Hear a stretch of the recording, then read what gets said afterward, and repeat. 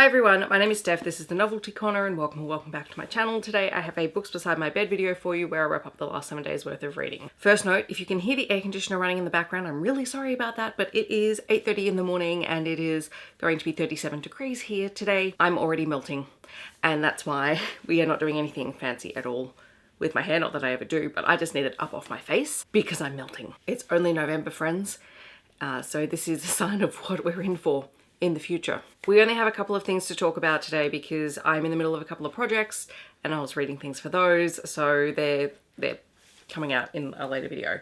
So while I read more than what I'm actually going to talk about, these are the ones that I can talk about now. The first thing that I finished this week was In the Blink of an Eye by Callaghan, which was one of the books that I had on my Read My Try Chapter DNF edition, which were books that I already owned that I was trying, and if I didn't like the first chapter I was getting rid of them straight away, and In the Blink of an Eye was one of the ones that I was kind of intrigued by.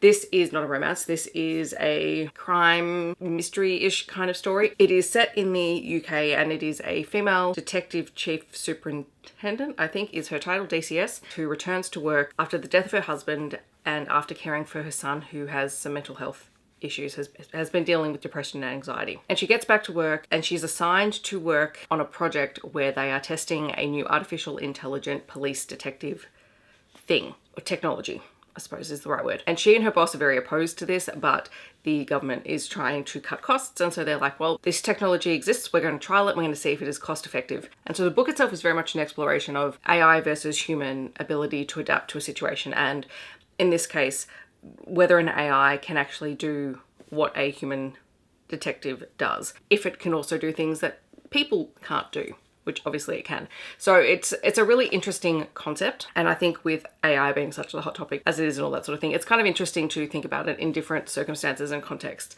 and you know, whether or not it has the same tact as a human would in certain situations, and when humans are under duress, if they actually can manage that level of empathy that they would normally have. Essentially, they're looking into missing persons cases from the past and they have to narrow down the cases that they're going to explore. And it turns out that the cases that they're exploring are actually active cases. Yeah, it's a really interesting concept. I haven't read in this genre for a while, so it was a really interesting experience to come back to it. Oh, the sun's decided to come out.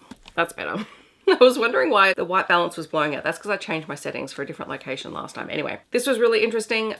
You know, for a book that I didn't pick for myself, I think this came in a book box. An interesting experience. All right, then I read How to Steal a Galaxy by Beth Revis. I did receive the audiobook from NetGalley to review. I had a great time with this. This is the follow-up to Full Speed to a Crash Landing, and it's a really, really fun space heist story. And I had recommended this one to Heather because it has the main character who knows more than most of the people around them. And in this case, in the second book, now everyone else knows that. So Ada is our main character. The entire book is from her perspective, except for little sections at the very end of the book. They're very much novella length stories. So after the end of the first book, in which she has managed to steal something right from under the noses of the people who are trying to get that information themselves, she finds herself tasked with another job. And that job is Ryan, who was one of the people that she met in the first book, who now knows that she is a thief and is very good at running a con. And they're at this special gala event that she's managed to get a invite to. And there's a lot of Earth relics there because this is a sci-fi book. He is just constantly watching her, and she knows that he knows that she's up to something and he's trying to figure it out. And she's just one step ahead of him every single time. It's really fun. Like, I think in terms of the actual story in this one, it was probably a little bit weaker than the first book, but it was just a fun time, and the audiobook is really great for this series. So I was really glad that I managed to get a copy of the second one as an audio. But yeah, the interplay between Ada and Ryan is really, really interesting. And when I say that the story is weaker, I think this is more setting up sort of the next part of the story, in that there's a lot of things going on between Earth-born humans and humans who have never lived on Earth, and sort of the balance of how those two groups see each other, and the fact that people have obviously left Earth because environmentally we've destroyed the Earth, because of course we have. And so Ada is originally from Earth, and we start to see all of these different groups that are either pro-Earth or anti-Earth or whatever. And it's interesting because Ada wants to preserve Earth and, you know, just let them be, but, you know, not everyone wants that. Yeah, like if you just want to find like a heist con kind of story but set in space, it's a really fun short one. Like it's It doesn't require too much brain power and it's just entertaining. Another book that I listened to as an audiobook was Moon of the Crusted Snow. And this one is set on a native reservation, I think like in Northern Ontario, maybe. And I'd seen a couple of people recommend it and it popped up in my Libby borrowing list. So I'm like, okay, let's give it a go. I really didn't know anything about it. It is a dystopian-ish kind of story. So it's set on this reservation where following Evan, who lives on the reservation with his partner and his children, and he is part of the governing body of the reservation. And we start out, he's hunting, and then he comes back, and then the next day the entire reservation loses power. And they're like, okay, well, this isn't so bad, like it happens every now and then. Sorry, they lose cell service first and then they lose power. And the longer it goes on, the more concerned they begin to get, because they're very isolated, they're very cut off, and a lot of their supplies, they're reliant on shipments coming into their community. And eventually it becomes clear that those shipments are going to stop. And then 2 members of their community who are away at college come back and report that essentially this is happening everywhere, and that the white folk are losing their mind. So we don't know what's going on. Like, we don't know the greater thing that's happening in the world to cause this. We just know that they are cut off and they are trying to keep their community safe. And then along comes a stranger to their town, a white man. He's big, he's imposing. Evan is incredibly uneasy around him, and we see the dynamics of the community shift. So I will content warning in here, there is implied cannibalism in this book. It's never on page. It's just, it's a suspicion / loosely confirmed kind of part of the story towards the end. But it's really about how this community survives in a really trying time and how some people band together and others really lose it. It was a really intriguing little story. Like, I had never heard of it. It's not new by any means. It's fairly old. I think there is a follow-up to it, possibly, which I'd probably check out, to be honest. But yeah, it was just a really, really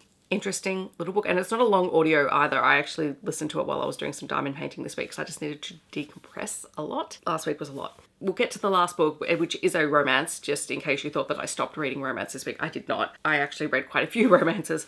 But yeah, the first couple of things that I talked about, you know, not romances. The last thing that I'm going to talk about is Hell of a Bargain by B.P. Gilmore, which is a paranormal romance. It's a demon romance. So we have Lee, who is a curvy black woman witch. She's a single mum. She has a baby, and she is part of a small community of women who are first generation witches. Like, they're building this ship as they go. And she decides she wants to cast a spell and make a sacrifice of her placenta. And this is where Levi comes in. Levi is Leviathan. He is one of the princes of hell, and he's determined to steal this sacrifice from whoever it is going to be dedicated to. And so he's trying to convince Lee to complete this sacrifice in his name, because he needs it for something that's going on with his demon family. But he begins to fall for Lee. And they have the most interesting dynamic, because she is very much a brat. He is very much someone who wants to be in control, but he's so interested in her that he cedes control to her. And it's really, really fascinating.